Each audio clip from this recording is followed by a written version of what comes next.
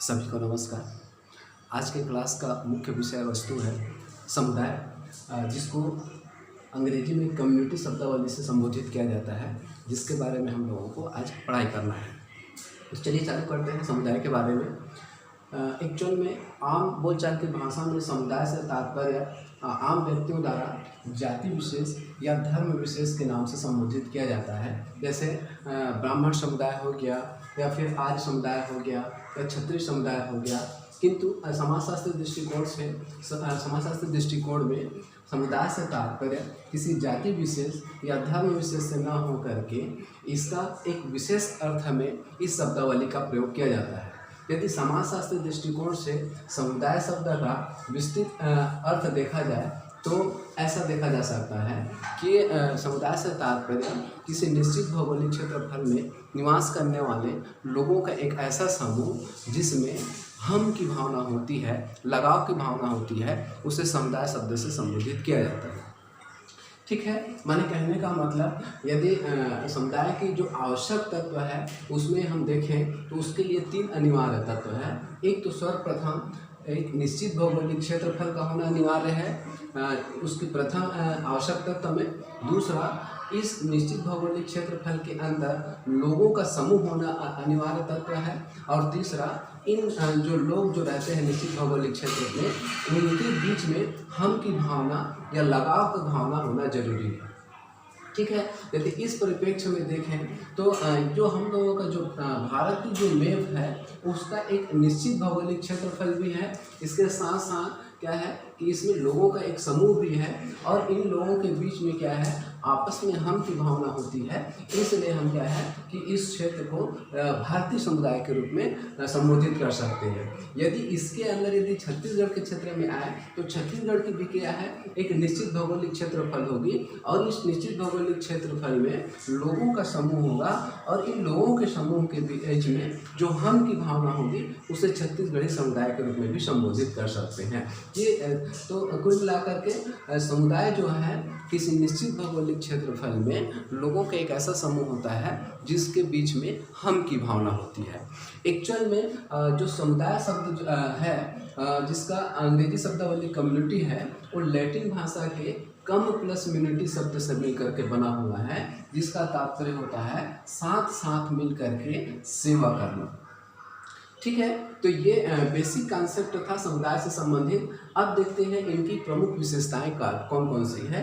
तो एक तो सर्वप्रथम स्वतः विकास, इनकी एक बहुत महत्वपूर्ण विशेषता है। स्वतः विकास से तात्पर्य ये होता है कि समुदाय का निर्माण किसी द्वारा किसी व्यक्ति द्वारा या किसी समूह द्वारा नहीं किया जाता, इसका विकास ऑटोमेटिक स्वस्फूर्ति से हो जाता है, उसको बोलते हैं स्वतः विकास। माने एक प्रमुख विशेषता है समुदाय की कि इसका विकास जो होता है वो स्वतः हो जाता है, इसको किसी व्यक्ति द्वारा जानबूझ करके निर्मित नहीं किया जाता है। दूसरा, समुदाय की एक अन्य विशेषता है जिसको बोलते हैं स्थायित्व। माने कहने का मतलब समुदाय में स्थायीपन की भावना होगी, उसका क्या है विघटन नहीं होगा, और पीढ़ी दर पीढ़ी कई पीढ़ियों तक क्या है लगातार चलने वाली अवधारणाएं हैं। तीसरा, चूँकि एक निश्चित भौगोलिक क्षेत्रफल होता है समुदाय के बारे में, इसीलिए क्या है एक सभी समुदाय का कोई न कोई विशिष्ट नाम होगा, जिसके बारे में हम लोग पहले उल्लेखित कर दिए हैं। जैसे भारतीय समुदाय हो गया या छत्तीसगढ़ी समुदाय हो गया। इससे और आगे जाएंगे तो मान लीजिए श्रीलंका का क्षेत्रफल है, उसमें भी लोगों का व्यक्तियों का समूह है, और उनके बीच भी हम की भावना पाई जाती है कि श्रीलंकाई समुदाय हो जाएगा। या अन्य वैश्विक स्तर पर अन्य जो भी जो देश हैं और उस देश का एक निश्चित भौगोलिक क्षेत्र है, और उनके वहाँ क्या है लोगों का एक समूह है, उनके बीच जो हम की भावना पाई जाएगी तो उसको क्या है समुदाय के रूप में संबोधित कर सकते हैं, चाहे वो चीनी समुदाय के रूप में हो, चाहे अमेरिकन समुदाय के रूप में हो। ठीक है, तो ये विशिष्ट नाम एक अन्य विशेषता है। इसके अतिरिक्त मूर्तता भी समुदाय के एक प्रमुख विशेषता है, क्योंकि चूँकि क्या है एक निश्चित भौगोलिक क्षेत्र है समुदाय के अंदर, और वहाँ लोगों का एक समूह है जिसमें हम की भावना पाई जाती है। चूँकि यह लोगों का समूह है, इसलिए हमको क्या है हम क्या है इसको अपनी प्रत्यक्ष आंखों के माध्यम से देख सकते हैं, इसलिए क्या है समुदाय को मूर्त माना जाता है। इसके अतिरिक्त समुदाय के एक व्यापक उद्देश्य होंगे। समुदाय का निर्माण या समुदाय का जो स्वतः विकास होता है किसी एक विशिष्ट उद्देश्य की पूर्ति के लिए नहीं होता। समुदाय का जो अस्तित्व रहता है विभिन्न उद्देश्यों की प्राप्ति के लिए किया जाता है या स्वतः ही हो जाता है। इसके अतिरिक्त वहाँ के जो निवासी लोग रहेंगे उनका एक सामान्य जीवन रहेगा और उस सामान्य जीवन में जो उस क्षेत्र में निवास करने वाले जो लोग रहेंगे उसमें क्या है भागीदारी अपना सुनिश्चित करेंगे। इसके अतिरिक्त समुदाय की अन्य विशेषताओं में आत्मनिर्भरता, मानव समुदाय की यह जो आत्मनिर्भरता है वो एक प्रमुख विशेषता है, क्योंकि एक निश्चित भौगोलिक क्षेत्रफल में होने के कारण क्या है इसमें जो भी व्यक्ति लोग रहेंगे वो क्या है अपनी आवश्यकताओं की पूर्ति स्वयं करते हैं और सामान्य जीवन में भागीदारी सुनिश्चित करते हैं, जिसका एक व्यापक उद्देश्य होता है। इसीलिए समुदाय को आत्मनिर्भर माना जाता है। इसके अतिरिक्त अनिवार्य सदस्यता समुदाय का एक बहुत ही महत्वपूर्ण विशेषता है। क्यों? क्योंकि इनकी जो स्थापना है किसी व्यक्ति द्वारा जानबूझ करके नहीं किया जाता।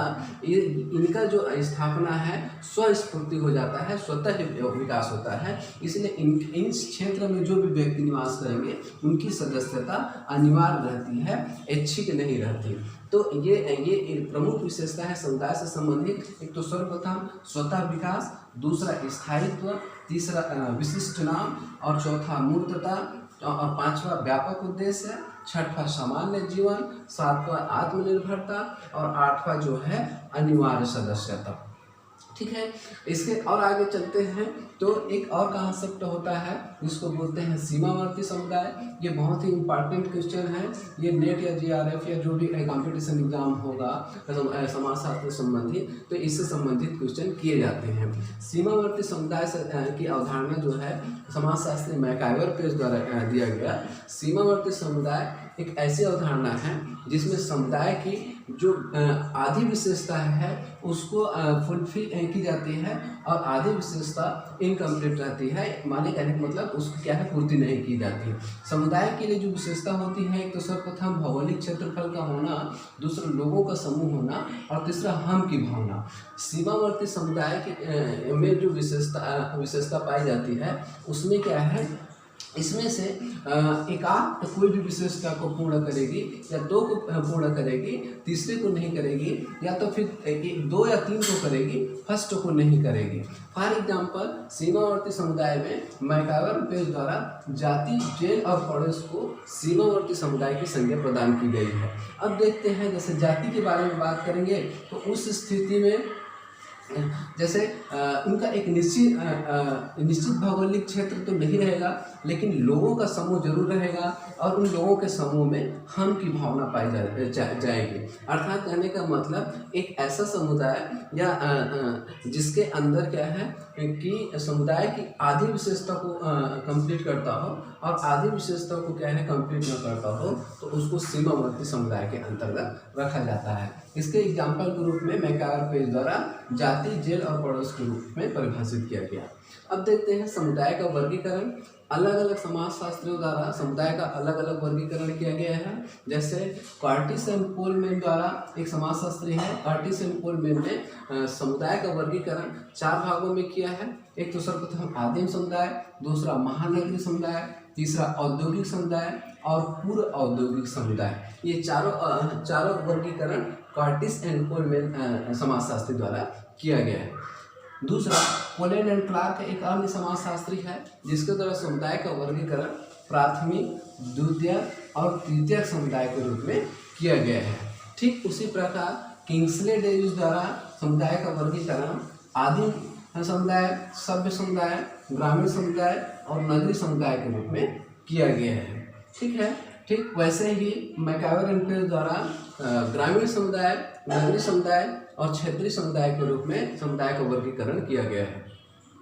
इसके अतिरिक्त बोगार्डस द्वारा समुदाय का वर्गीकरण क्षेत्रीय समुदाय, ग्रामीण समुदाय, नगरीय समुदाय और राष्ट्रीय समुदाय के रूप में किया गया है। यहाँ से एक महत्वपूर्ण क्वेश्चन टानिस द्वारा किया गया वर्गीकरण बहुत ही इंपॉर्टेंट है, जिसको आपको बार बार क्या है क्वेश्चन के रूप में देखने को मिल जाएगा।